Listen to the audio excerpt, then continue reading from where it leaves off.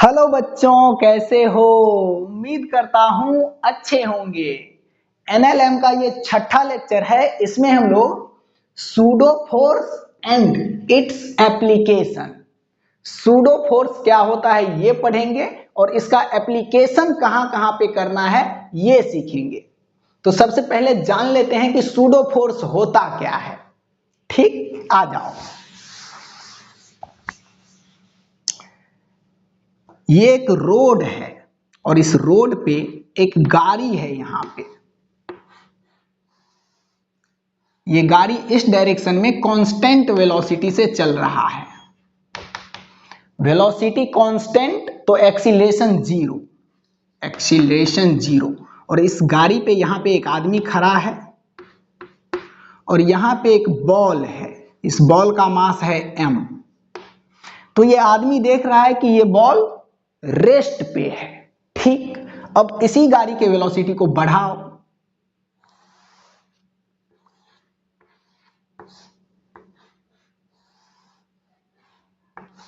इस वेलोसिटी को बढ़ाओ तो इस डायरेक्शन में वेलोसिटी बढ़ रहा है, मतलब इस गाड़ी का एक्सीलरेशन है इसी डायरेक्शन में। इस डायरेक्शन में इस गाड़ी में एक्सीलरेशन है। अब ये आदमी यहां पे खड़ा है और ये बॉल, अब ये बॉल यहां पे रेस्ट पे रहेगा या मूव करेगा? सोच के बताओ। हम किसी गाड़ी पे बैठते हैं और जब गाड़ी का वेलोसिटी बढ़ता है, गाड़ी एक्सीलरेट करता है, तो गाड़ी के मोशन के अपोजिट डायरेक्शन में एक झटका महसूस होता है, एक फोर्स महसूस होता है। तो यहाँ पे ये गाड़ी जब इस डायरेक्शन में एक्सीलरेट करेगा, वेलोसिटी बढ़ेगा, तो इस बॉल पे भी गाड़ी के एक्सीलरेशन के अपोजिट डायरेक्शन में एक फोर्स महसूस होगा, जिसकी वजह से ये बॉल गाड़ी के एक्सीलरेशन के अपोजिट डायरेक्शन में मूव कर जाएगा। या फिर इसी गाड़ी के वेलोसिटी को अगर घटाएंगे, इसी गाड़ी के वेलोसिटी को अगर घटाएंगे तो इस डायरेक्शन में वेलोसिटी घट रहा है, मतलब एक्सीलरेशन वेलोसिटी के अपोजिट डायरेक्शन में है इधर। तो यहां पे ये आदमी और यहां पे ये बॉल। तो जब किसी गाड़ी पे ब्रेक लगता है, गाड़ी का वेलोसिटी घटता है, तो गाड़ी में बैठे पैसेंजर पे गाड़ी के मोशन के डायरेक्शन में एक झटका महसूस होता है। ऐसा लगता है कि आगे की तरफ मूव कर जाएंगे। तो यहां पे अब ये बॉल गाड़ी के एक्सीलरेशन के अपोजिट डायरेक्शन में मूव कर जाएगा। तो अब यहां पे देखो, न्यूटन का फर्स्ट लॉ कहता है कि कोई बॉडी अगर रेस्ट पे है तो वो तब तक रेस्ट पे बना रहेगा जब तक उस पे कोई एक्सटर्नल फोर्स ना लगे। तो यहां पे देखिए, इस गाड़ी का एक्सीलरेशन जीरो है, वेलोसिटी कांस्टेंट है, तो इस आदमी के रिस्पेक्ट में ये बॉल रेस्ट पे है। तो ये तब तक रेस्ट पे बना रहेगा जब तक इस पे कोई एक्सटर्नल फोर्स नहीं लगेगा। इसी गाड़ी के वेलोसिटी को जब हम बढ़ाते हैं, इस गाड़ी को इस डायरेक्शन में एक्सीलरेट कराते हैं, तो ये बॉल गाड़ी के एक्सीलरेशन के अपोजिट डायरेक्शन में मूव कर जाता है। ये ऑब्जर्वर देख रहा है कि इस पे कोई एक्सटर्नल फोर्स नहीं लगा है, फिर भी ये बॉल रेस्ट से मोशन में आ गया।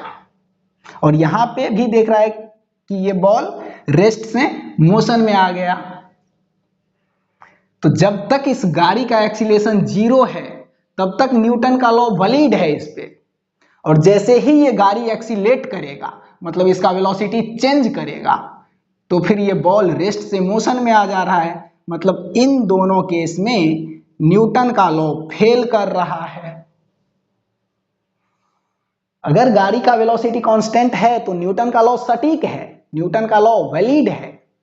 और यही गाड़ी जब एक्सीलरेट करेगा तो न्यूटन का लॉ इनवैलिड हो जाता है, फेल हो जाता है।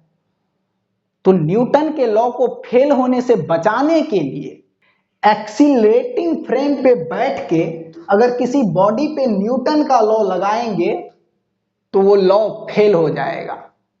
तो एक्सीलरेटिंग फ्रेम पे बैठ के भी किसी बॉडी पे न्यूटन के लॉ को वैलिड कराने के लिए इस बॉडी पे एक एक्स्ट्रा फोर्स मान लिया जाता है।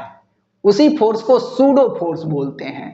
सूडो कोई रियल फोर्स नहीं है, सूडो एक इमेजिन किया गया इमेजिनरी फोर्स है।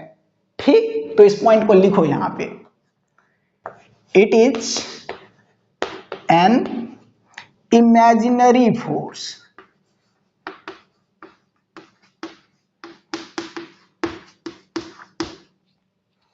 और यहां पे देखो, इस फ्रेम के एक्सीलरेशन के अपोजिट डायरेक्शन में बॉडी मूव किया, फ्रेम के एक्सीलरेशन के अपोजिट डायरेक्शन में बॉडी मूव किया, तो एक्सीलेटिंग फ्रेम पे बैठ के अगर किसी बॉडी पे न्यूटन का लॉ लगाएंगे तो एक्सीलेटिंग फ्रेम के एक्सीलरेशन के अपोजिट डायरेक्शन में सूडो फोर्स इमेजिन कर लेंगे। सूडो फोर्स का direction, its direction opposite to the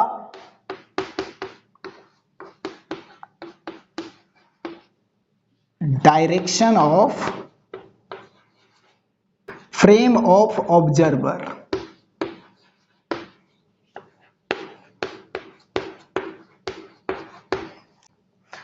observer जिस फ्रेम पे बैठा है, इस फ्रेम के एक्सीलरेशन के अपोजिट डायरेक्शन में बॉडी पे सूडो फोर्स एज्यूम करना है।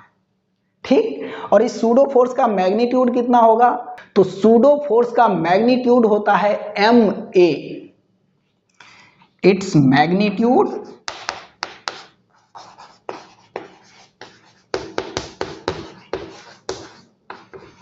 ma।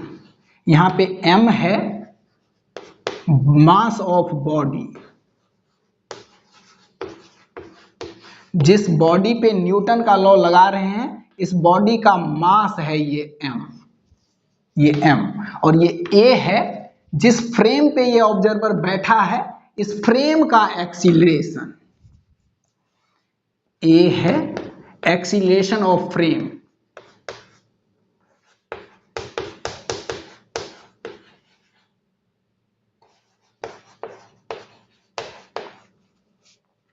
एक, दो, तीन, और एक पॉइंट और ध्यान रखना है इसमें कि सूडो फोर्स तभी एज्यूम करेंगे बॉडी पे जब ऑब्जर्वर एक्सीलरेटिंग फ्रेम में बैठ के किसी ऑब्जेक्ट पे न्यूटन का लॉ लगाएगा।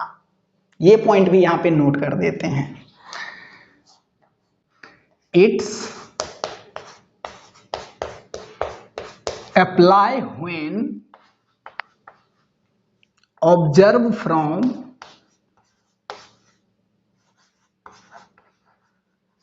Accelerating frame.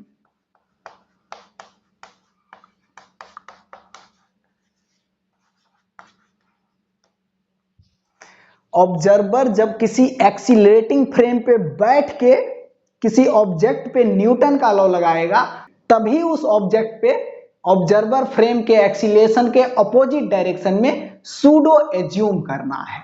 ओके, तो ये 4 पॉइंट ध्यान रखना सूडो फोर्स के लिए। आगे बढ़ते हैं, अब इसका एप्लीकेशन देखो।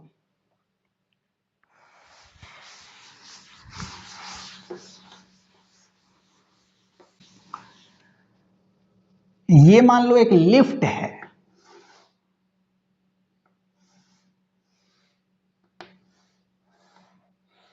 और इस लिफ्ट के अंदर यहां पे एक वेइंग मशीन है, इस पे एक आदमी खड़ा है, इस आदमी का मास है स्मॉल m, और ये लिफ्ट a एक्सीलेशन से वर्टिकली अपवर्ड डायरेक्शन में एक्सीलेट कर रहा है। और एक ऑब्जर्वर यहां पे खड़ा है ग्राउंड पे, ये है ऑब्जर्वर 1, और एक ऑब्जर्वर इस लिफ्ट के अंदर में ही खड़ा है यहां पे, ये है ऑब्जर्वर 2।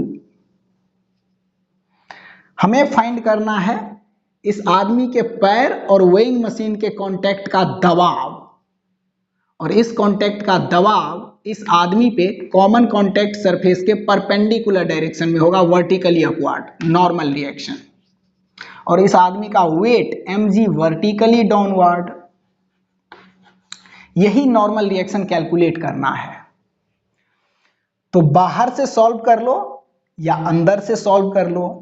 बाहर से सॉल्व करेंगे तो ये आदमी यहाँ पे रेस्ट पे है, तो यहां से सॉल्व करेंगे तो फॉर ऑब्जर्वर 1, तो ये इस पे F नेट बराबर ma लगाएगा, तो ये देख रहा है कि इस आदमी पे ऊपर की तरफ n है और नीचे की तरफ mg है और ये आदमी ऊपर के डायरेक्शन में a एक्सीलेशन से एक्सीलेट कर रहा है। तो ये आदमी इस आदमी पे एफ नेट बराबर एम ए लगाएगा, n माइनस एम जी बराबर m a, n minus m g बराबर एम ए। तो ये आदमी इस कॉन्टैक्ट का नॉर्मल रिएक्शन बताएगा, n बराबर ये माइनस एम जी उस साइड जाएगा तो plus m g plus m a ये।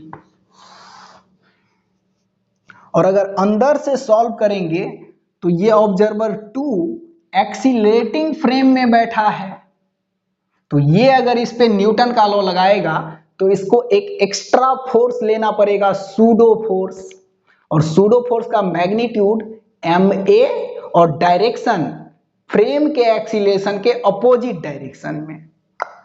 तो ऑब्जर्वर 2 के लिए ये आदमी देख रहा है कि इस आदमी पे ऊपर की तरफ एक फोर्स है n, नीचे की तरफ एक फोर्स है mg, और ये आदमी एक्सीलरेटिंग फ्रेम में बैठा है। तो ये आदमी इस पे न्यूटन का लॉ लगाएगा तो इस आदमी पे एक एक्स्ट्रा फोर्स लेगा फ्रेम के एक्सीलेशन के अपोजिट डायरेक्शन में, और इसका मैग्नीट्यूड एम ए। यहाँ पे मास है इस ऑब्जेक्ट का, मतलब इस आदमी का, और ए है इस फ्रेम का एक्सीलेशन। और इस आदमी के लिए ये आदमी रेस्ट पे है, क्योंकि दोनों आदमी लिफ्ट के अंदर में ही है, तो इसके लिए ये रेस्ट पे है। तो ये आदमी इस पे फोर्स बैलेंस कर देगा, ऊपर की तरफ नॉर्मल रिएक्शन और नीचे की तरफ mg प्लस ma। तो नॉर्मल रिएक्शन बराबर mg प्लस ma। तो बाहर से सॉल्व करो चाहे अंदर से सॉल्व करो, रिजल्ट सेम ही आएगा, n बराबर mg प्लस ma। और ये वेइंग मशीन नॉर्मल रिएक्शन को मेजर करता है। तो इस वेइंग मशीन में ये रीडिंग दिखाएगा।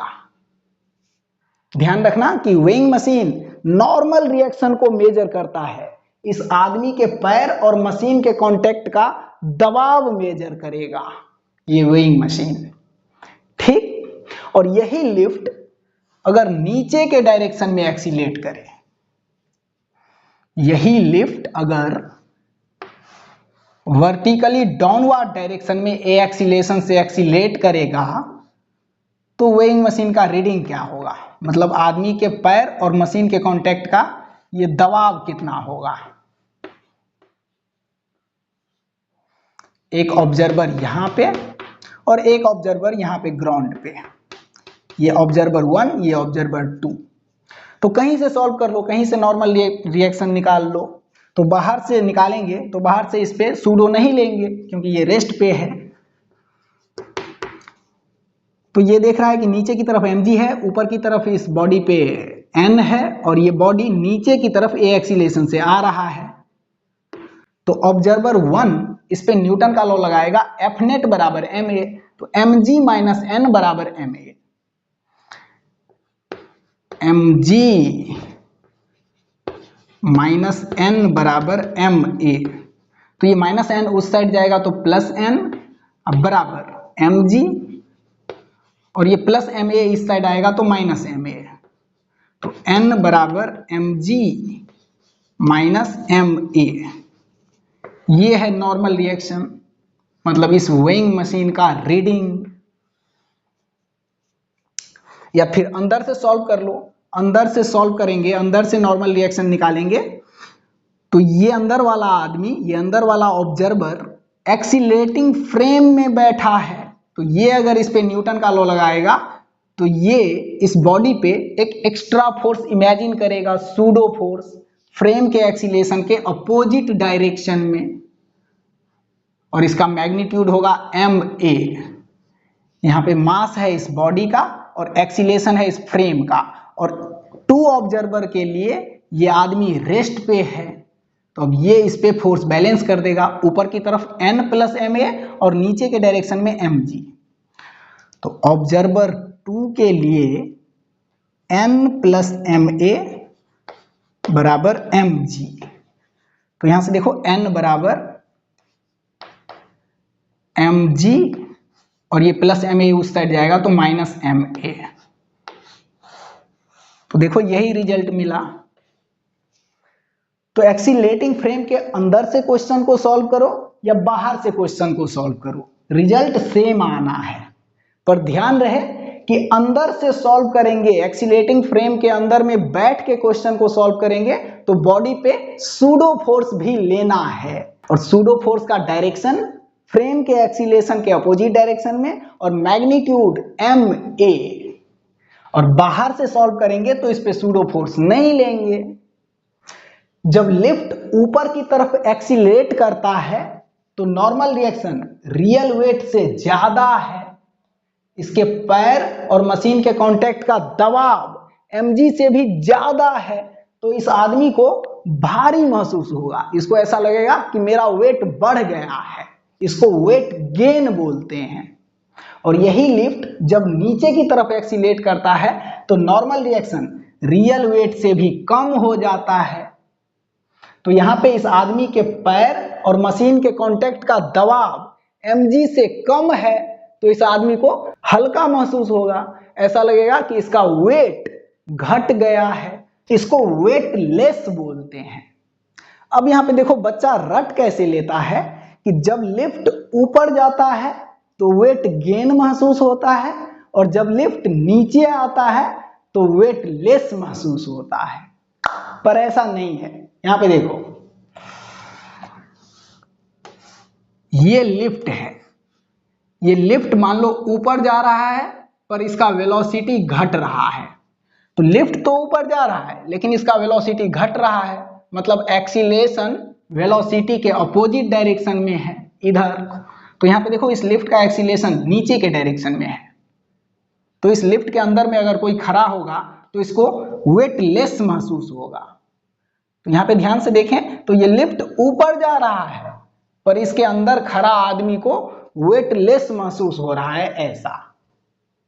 और यहीं पे अगर लिफ्ट नीचे आए, लिफ्ट नीचे आए पर इसका वेलोसिटी घट रहा है, लिफ्ट नीचे आ रहा है पर इसका वेलोसिटी घट रहा है, तो नीचे के डायरेक्शन में वेलोसिटी घट रहा है, मतलब एक्सीलरेशन मोशन के अपोजिट डायरेक्शन में है ऊपर की तरफ। तो यहाँ पे एक्सीलरेशन ऊपर की तरफ है तो ऐसा है, तो यहाँ पे वेट गेन महसूस होगा, वेट गेन। तो यहाँ पे देखो लिफ्ट तो नीचे आ रहा है पर इसके अंदर खड़ा आदमी को वेट गेन महसूस हो रहा है।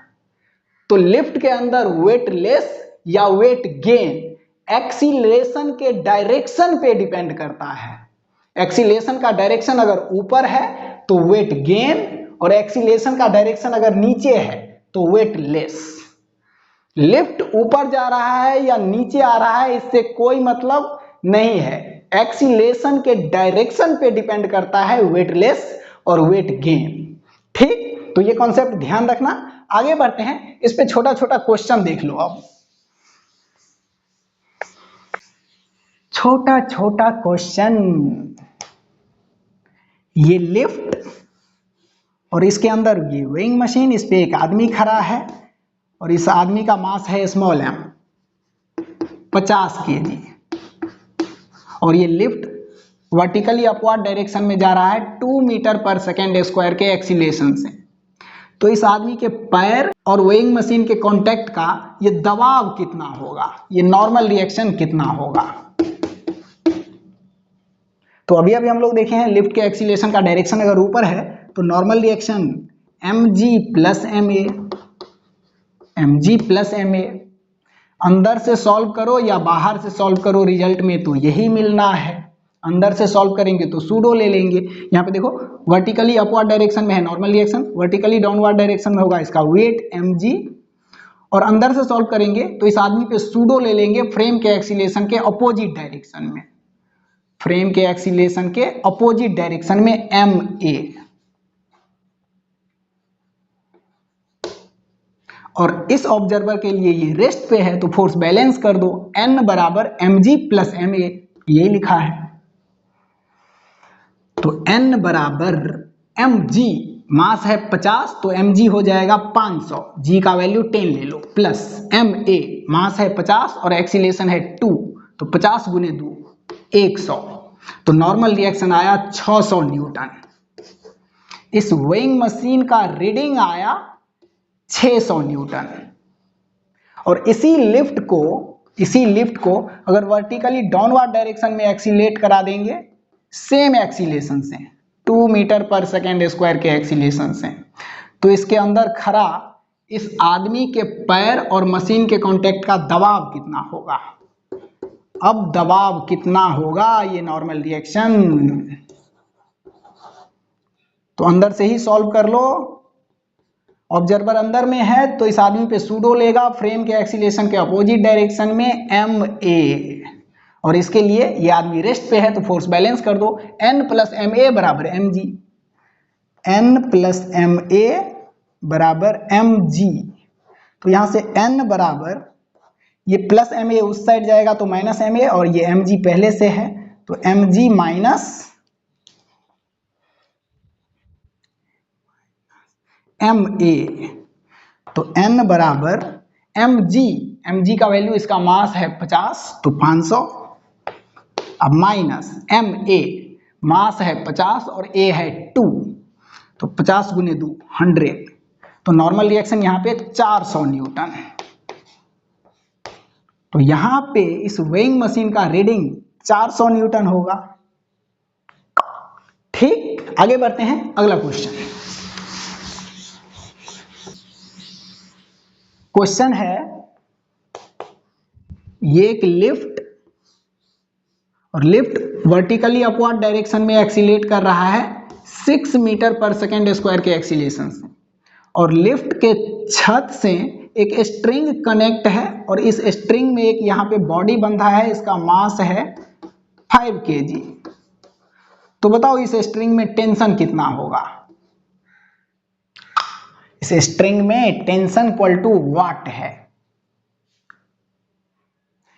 तो इस क्वेश्चन को लिफ्ट के अंदर से सॉल्व कर दो, अंदर में बैठ जाओ और इस ऑब्जेक्ट पे सूडो फोर्स ले लो फ्रेम के एक्सीलेशन के अपोजिट डायरेक्शन में ma,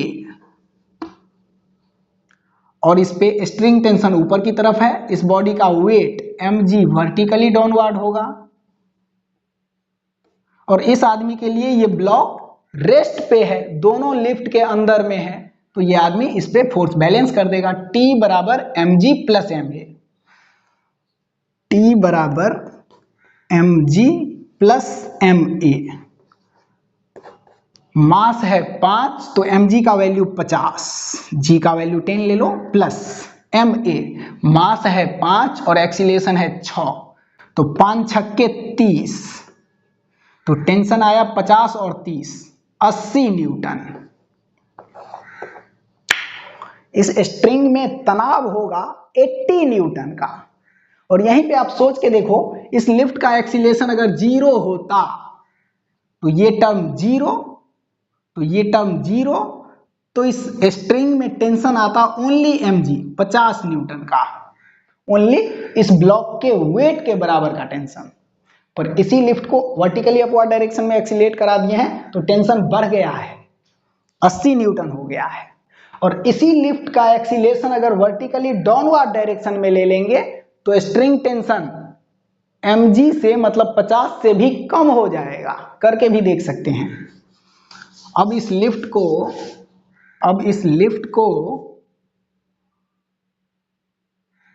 वर्टिकली डाउनवर्ड डायरेक्शन में एक्सीलेट करा दो 2 मीटर पर सेकेंड स्क्वायर के एक्सीलेशन से।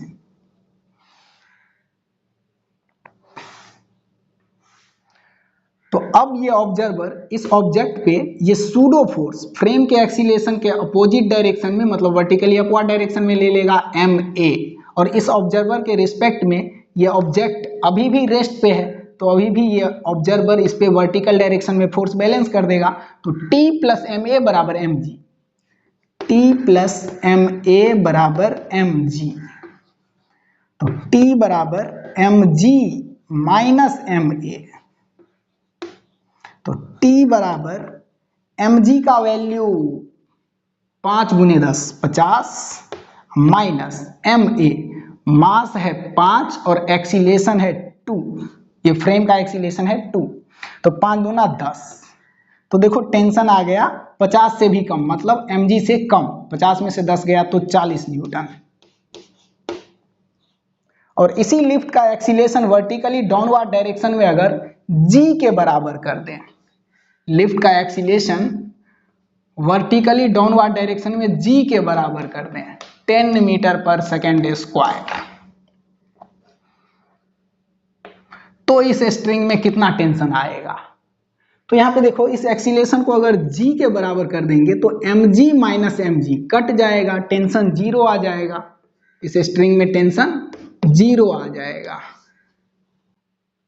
लिफ्ट अगर वर्टिकली डाउनवर्ड डायरेक्शन में एक्सीलेट कर रहा है g एक्सीलेशन से, तो लिफ्ट में खड़ा आदमी के पैर और लिफ्ट के फ्लोर के कांटेक्ट का नॉर्मल रिएक्शन, ये नॉर्मल रिएक्शन बराबर होता है mg माइनस ma। ये अभी हम लोग पढ़े हैं कि लिफ्ट अगर नीचे एक्सीलेट कर रहा है तो normal reaction mg minus ma, और यही नॉर्मल रिएक्शन मेजर करता है वेइंग मशीन। और ये a अगर g के बराबर है तो फिर mg माइनस mg कट के जीरो हो जाएगा, ये नॉर्मल रिएक्शन बराबर जीरो। मतलब ये लिफ्ट अगर वर्टिकली डाउनवर्ड डायरेक्शन में g एक्सीलेशन से एक्सीलेट करेगा तो लिफ्ट के अंदर खड़ा आदमी के पैर और मशीन के कांटेक्ट का नॉर्मल रिएक्शन जीरो आएगा। मतलब पैर और मशीन के कांटेक्ट का दबाव जीरो आएगा, पैर और मशीन के कांटेक्ट में कोई दबाव ही नहीं रहेगा, तो उस आदमी को ऐसा लगेगा कि हम में कोई वेट ही नहीं है, पूरी वेट लेस फील होगा। तभी तो कहा जाता है कि अगर लिफ्ट का स्ट्रिंग टूट जाए तो ये लिफ्ट वर्टिकली डाउनवर्ड डायरेक्शन में g एक्सीलेशन से गिरने लगता है। तो जब ये लिफ्ट वर्टिकली डाउनवर्ड डायरेक्शन में g एक्सीलेशन से नीचे आएगा तो इसमें खड़ा आदमी को पूरी वेटलेस फील होगा।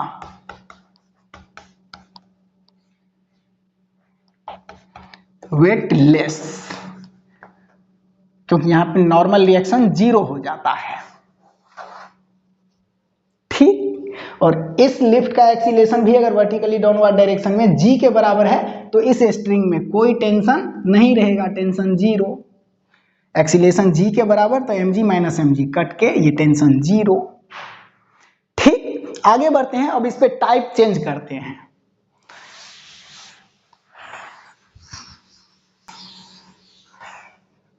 क्वेश्चन है, एक बड़ा सा लिफ्ट है और इस लिफ्ट के अंदर एक इंक्लाइंड प्लेन है, हॉरिजेंटल के साथ 37 डिग्री के एंगल पे इंक्लाइंड है, और इस पे एक ब्लॉक है, t बराबर जीरो टाइम पे इसका इनिशियल वेलोसिटी जीरो है, और ये लिफ्ट वर्टिकली अपवर्ड डायरेक्शन में 5 मीटर पर सेकेंड स्क्वायर के एक्सीलेशन से एक्सीलरेट कर रहा है। और इस इंक्लाइंड प्लेन में कहीं पे भी फ्रिक्शन नहीं है, ये इंक्लाइंड प्लेन फ्रिक्शन लेस है। और इस इंक्लाइंड प्लेन का लेंथ मान लो L बराबर 20 मीटर है। तो अब इस ब्लॉक को यहां से रिलीज करेंगे, छोड़ेंगे, तो ये block down the inclined plane, इस इंक्लाइंड प्लेन के बॉटम पे आने में कितना टाइम ले लेगा, ये टाइम कैलकुलेट करना है। तो इसमें क्या करें, इस ब्लॉक का एक्सीलेशन निकाल लो डाउन द इंक्लाइंड प्लेन, और एक्सीलेशन मिल जाएगा तो इनिशियल वेलोसिटी पता है, लेंथ पता है, तो इक्वेशन ऑफ मोशन लगा देंगे, तो यहां से यहां आने में कितना टाइम लगेगा ये टाइम भी मिल जाएगा। और इस ब्लॉक के एक्सीलेशन के लिए इस पे फोर्स देखना पड़ेगा। तो देखो, एक ऑब्जर्वर को इस फ्रेम के अंदर खड़ा कर दो और फ्रेम के अंदर से ही क्वेश्चन को सॉल्व कर दो। इस ब्लॉक का वेट mg वर्टिकली डाउनवर्ड, और ऑब्जर्वर फ्रेम के अंदर है और ये फ्रेम एक्सीलेट कर रहा है, तो ये ऑब्जर्वर इस ऑब्जेक्ट पे सूडो फोर्स भी लेगा फ्रेम के एक्सीलेशन के अपोजिट डायरेक्शन में, मतलब वर्टिकली डाउनवर्ड डायरेक्शन में, सूडो फोर्स ma। और इस कॉमन कॉन्टेक्ट सरफेस के परपेंडिकुलर डायरेक्शन में इस ऑब्जेक्ट पे नॉर्मल रिएक्शन भी होगा। अब इस फोर्स को, इन दोनों फोर्स को इंक्लाइंड प्लेन के अलोंग और इंक्लाइंड प्लेन के परपेंडिकुलर डायरेक्शन में ब्रेक करो। तो ये एंगल थीटा, ये 90, तो ये 90 माइनस थीटा, और ये 90 माइनस थीटा, और ये 90, तो ये थीटा, ये थीटा। तो mg प्लस ma का इस डायरेक्शन में कंपोनेंट आएगा mg plus ma cos theta, mg plus ma cos theta, और डाउन द इंक्लाइंड कंपोनेंट आएगा mg plus ma sin theta, mg plus ma sin theta, और theta का value है 37 degree, तो साइन 37। अब यहां पे देखो, इस ब्लॉक का मोशन इंक्लाइंड प्लेन के परपेंडिकुलर डायरेक्शन में तो है नहीं, तो इंक्लाइंड प्लेन के परपेंडिकुलर डायरेक्शन में फोर्स बैलेंस होगा। नॉर्मल रिएक्शन बराबर mg plus ma cos theta, और इस फोर्स के वजह से ये block down the inclined plane move करेगा। तो इस फोर्स के वजह से इस ब्लॉक पे डाउन द इंक्लाइंड प्लेन एक एक्सीलरेशन आएगा, वही एक्सीलरेशन फाइंड करना है। तो इस ब्लॉक पे down the inclined plane F net बराबर ma लगा दो तो a मिल जाएगा। तो down the inclined plane net force है mg plus ma sine 37, mg plus ma sine 37, यही है F net down the inclined plane. तो एफ नेट बराबर ma, ये एक्सीलरेशन मिलेगा down the inclined plane, down the inclined plane. तो अब इन दोनों में से m को कॉमन ले लो, अंदर में g plus a into sine 37 degree का वैल्यू 3/5 बराबर ma।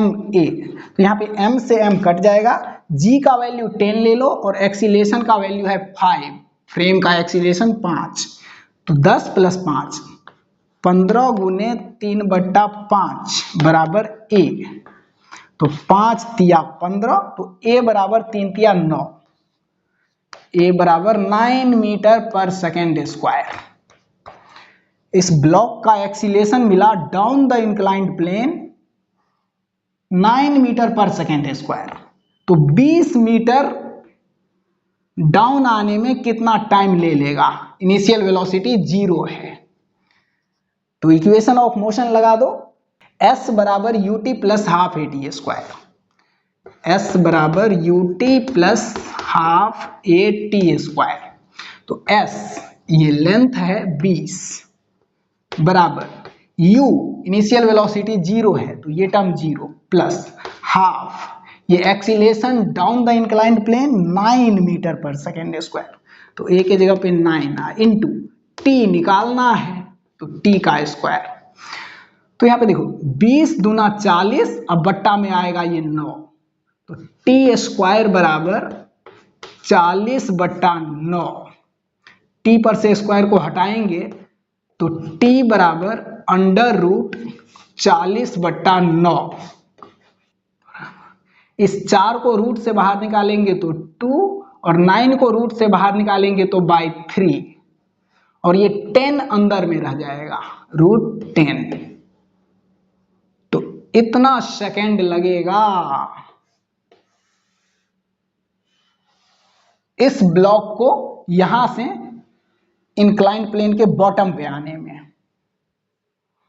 ठीक यहीं पे अगर इस लिफ्ट को नीचे के डायरेक्शन में एक्सीलरेट करा देते तो इस ब्लॉक पे ये आदमी एक्सीलरेशन के अपोजिट डायरेक्शन में इधर ले लेता सूडो, और इसको ब्रेक कर दो दो भाग में, एक इंक्लाइंड प्लेन के अलोंग और एक इंक्लाइंड प्लेन के परपेंडिकुलर डायरेक्शन में, और तब इस ब्लॉक पे इंक्लाइंड प्लेन के अलोंग एफ नेट बराबर ma लगा के एक्सीलरेशन निकालो, और फिर इक्वेशन ऑफ मोशन लगा के यहां से यहां आने में कितना टाइम लगेगा वो टाइम निकालो।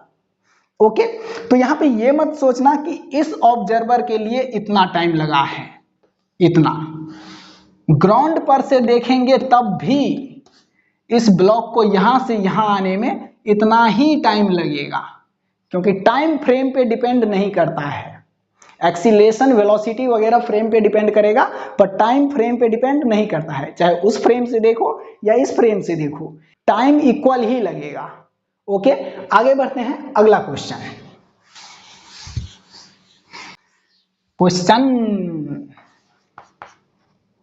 ये एक रोड है, इस पे एक गाड़ी चल रही है।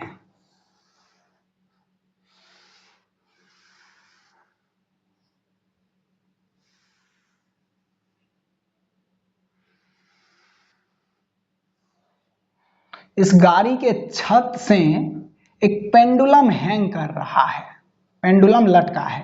अगर इस गाड़ी को इस डायरेक्शन में ए एक्सीलेशन से चलाएंगे, एक्सीलेट कराएंगे, तो आप सोच के देखो, ये पेंडुलम इस तरफ ऐसे टिल्ट हो जाएगा, ये स्ट्रिंग वर्टिकल के साथ कुछ एंगल पे आ जाएगा ऐसे।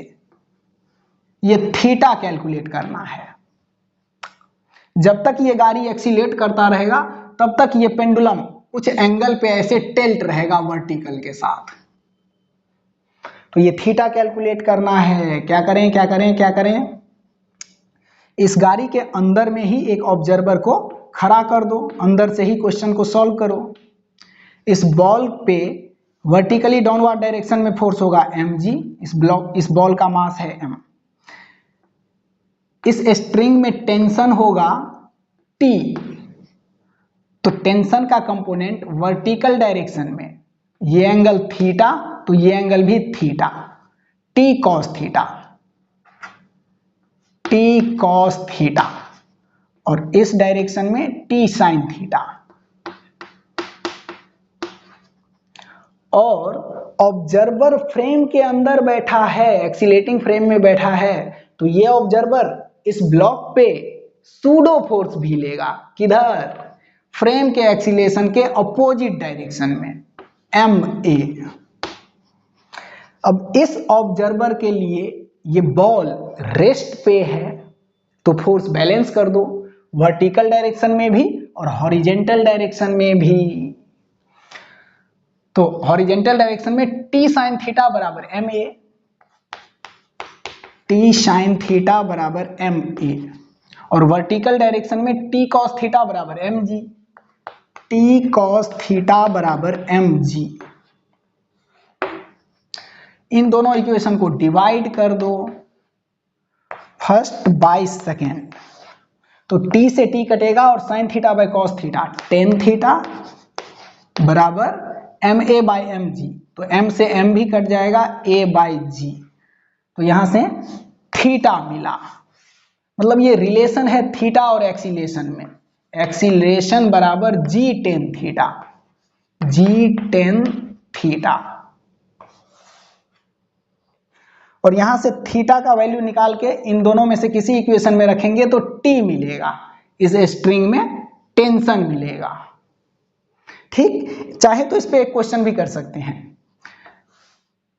एक गाड़ी है जो इस डायरेक्शन में एक्सीलेट कर रहा है, और वर्टिकल के साथ एक पेंडुलम इसके सीलिंग से थीटा एंगल पे हैंग कर रहा है, लटक रहा है। यहां पे ये थीटा दिया है 53 डिग्री। तो बताओ इस गाड़ी का एक्सीलेशन कितना होगा? गाड़ी का कांटा देखे बिना इस गाड़ी का एक्सीलेशन बताना है इस पेंडुलम के हेल्प से। तो यहां पे दिख रहा है कि पेंडुलम वर्टिकल के साथ थीटा एंगल पे टिल्ट हो गया है, तो ये थीटा यहां पे पुट करो, गाड़ी का एक्सीलेशन मिलेगा। यहां पे गाड़ी का acceleration equal to g tan theta, तो g का वैल्यू 10 ले लो, और 10 53 डिग्री का वैल्यू 4/3, 4/3, तो ये 10 चौका 40/3 मीटर पर सेकेंड स्क्वायर। इतने एक्सीलेशन से गाड़ी एक्सीलेट कर रहा है। ठीक, तो सूडो का ये अच्छा एप्लीकेशन है। आगे बढ़ते हैं। अब इस पे एक लास्ट एप्लीकेशन और देख लो, ये बहुत इंपॉर्टेंट है, इंपॉर्टेंट है। ये हॉरिजेंटल सरफेस और इस पे एक इंक्लाइंड ब्लॉक है, इंक्लाइंड ब्लॉक, और इसका इंक्लाइनेशन हॉरिजेंटल के साथ थीटा है, और इस इंक्लाइंड सरफेस पे एक छोटा सा ब्लॉक रखा है, इसका मास है m, और इस इंक्लाइंड सरफेस में फ्रिक्शन नहीं है, ये इंक्लाइंड सरफेस फ्रिक्शन लेस है। तो देखो इस छोटे से ब्लॉक पे कौन कौन सा फोर्स है, तो इसका वेट होगा mg वर्टिकली डाउनवर्ड, और इस mg का component along the inclined plane mg sine theta होता है, और perpendicular to the inclined plane mg cos theta होता है। और इस कॉन्टेक्ट में नॉर्मल रिएक्शन होगा इस ब्लॉक पे इस डायरेक्शन में।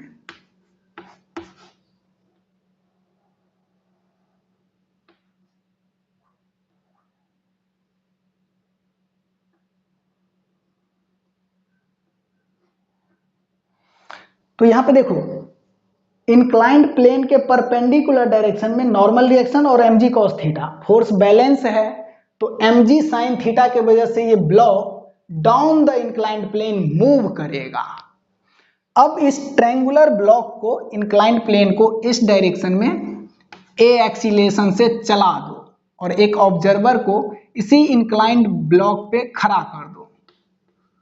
तो ये ऑब्जर्वर अब इस ब्लॉक पे सूडो फोर्स भी लेगा, क्योंकि ये ऑब्जर्वर एक्सीलरेटिंग फ्रेम पे बैठा है, तो ये सूडो फोर्स लेगा इस पे फ्रेम के एक्सीलरेशन के अपोजिट डायरेक्शन में, इधर ma, और ये एंगल थीटा, तो ये एंगल भी थीटा। तो इस ma का ये component along the inclined plane वाला component ma cos theta, ma cos theta,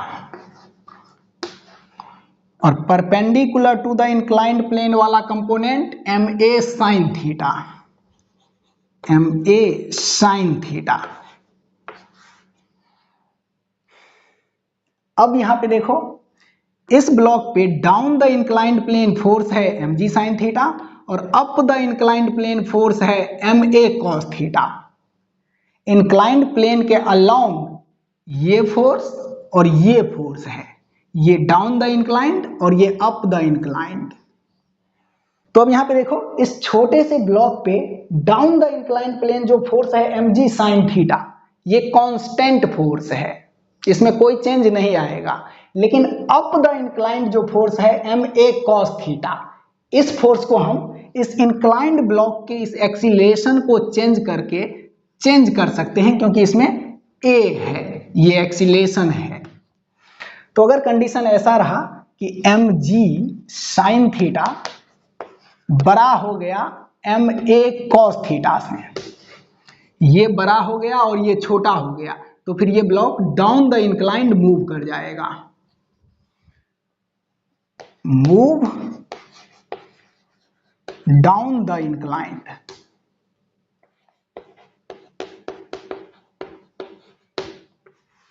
और अगर कंडीशन ये रहा कि ma cos थीटा बड़ा हो गया mg sin थीटा से,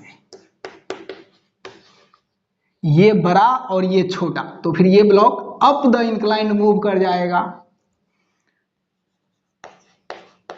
move up the inclined.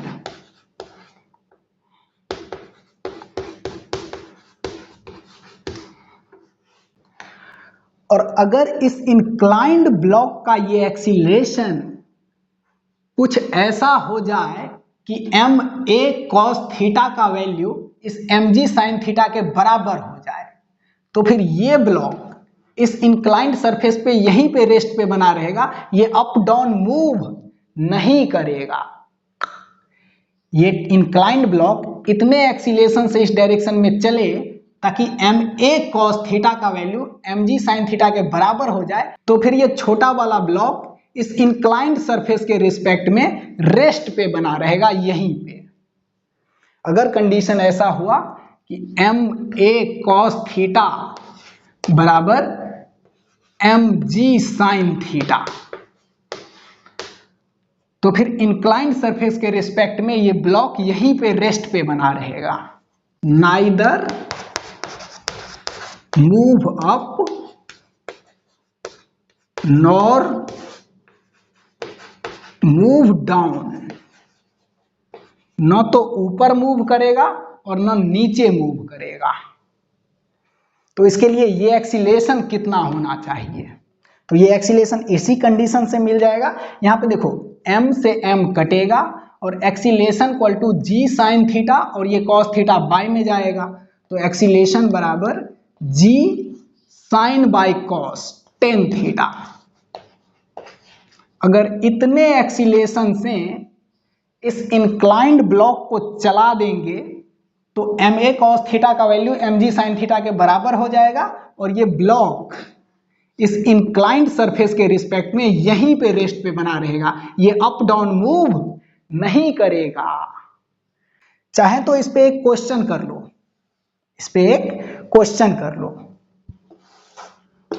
Question है, ये एक इंक्लाइंड सरफेस है,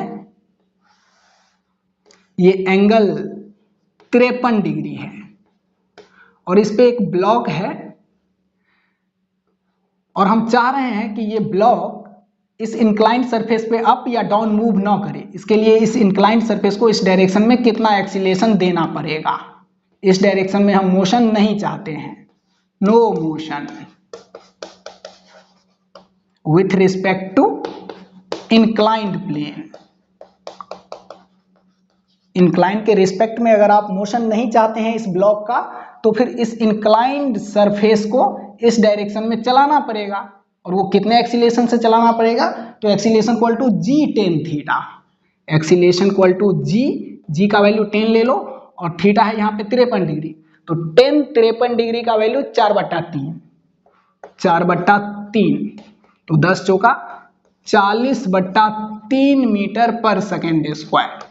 इतने एक्सीलेशन से अगर चला देंगे इस इंक्लाइंड सरफेस को, तो इस इंक्लाइंड सरफेस पे रखा ये ऑब्जेक्ट अप डाउन मूव नहीं करेगा, इंक्लाइंड सरफेस के रिस्पेक्ट में यहीं पे रेस्ट पे बना रहेगा। ये आप प्रैक्टिकली भी देख सकते हैं। एक इंक्लाइंड सरफेस लो और उस पे एक ऑब्जेक्ट को रखो, तो वो ऑब्जेक्ट बार बार उस इंक्लाइंड सरफेस पे डाउन द इंक्लाइंड स्लिप कर जाएगा, पर उस इंक्लाइंड सरफेस को इस डायरेक्शन में g10 थीटा के एक्सीलेशन से चला दो, तो फिर ये ब्लॉक उस इंक्लाइंड सरफेस पे वहीं पे ऐसे बना रहेगा। और g10 थीटा से ज्यादा एक्सीलेशन दे देंगे तो फिर ये ma cos थीटा बड़ा हो जाएगा mg sin थीटा से, तो ये block up the inclined move कर जाएगा। और g10 थीटा से कम एक्सीलेशन से चलाएंगे तो mg sin थीटा बड़ा हो जाएगा इस ma cos थीटा से, तो ये block down the inclined move कर जाएगा। ये आप प्रैक्टिकली भी चेक कर सकते हैं। तो इसको देखें, सोचें और समझें। आज के इस लेक्चर में हम लोग सूडो फोर्स और उसका एप्लीकेशन पढ़ चुके हैं। अगले लेक्चर में इंपल्स पढ़ेंगे। तो आज के लिए इतना ही, मिलते हैं अगले वीडियो में। तब तक के लिए bye bye bye, thank you.